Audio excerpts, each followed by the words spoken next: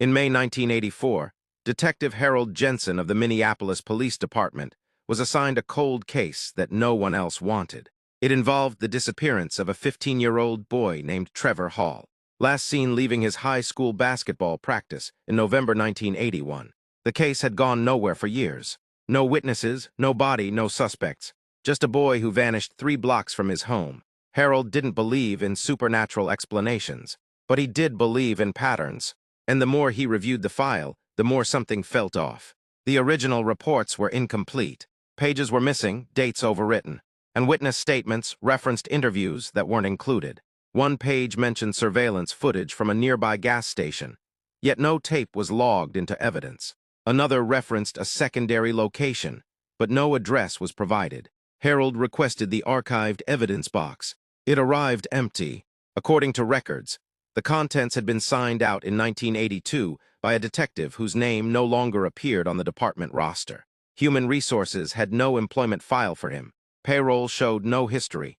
It was as if the man had never existed. When Harold pressed his supervisor for answers, he was told to work with what's there. But what was there kept changing. Each time Harold returned to the file room, details shifted. A witness name would be spelled differently. Dates moved by a day or two. A sketch he distinctly remembered disappeared entirely. The breaking point came when Harold interviewed Trevor's mother. She told him she had spoken to police weeks after her son vanished, but not in 1981.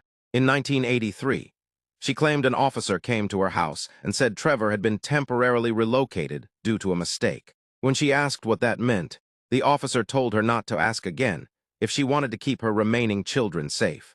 That statement wasn't in any record. Harold documented everything in his personal notebook. 2 days later, the notebook vanished from his desk. His locker showed no signs of forced entry. Then the case file disappeared. Not misplaced, not misfiled. The entire folder was gone. Digital backups returned error messages. The case number now pointed to an unrelated burglary report. When Harold insisted on reopening the investigation, Internal Affairs intervened. He was told the case had never existed, that Trevor Hall had never been reported missing. Harold resigned 6 months later.